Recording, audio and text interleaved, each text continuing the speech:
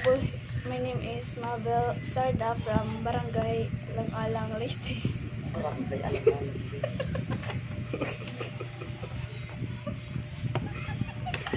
Tawa ito. Yan, ito po. Barangay saan? Alam mo, parang kita mo. Gusto ko magkuhan. Aray, tumatawa guys. Ini-edit pa namin na. Ano ka? Ano na? Ipakita rin. Edit ako amin. Oh. Sorry. Ito po yung mama ko. Wala po siyang trabaho. Trabaho niya dati ay isa siyang drug addict.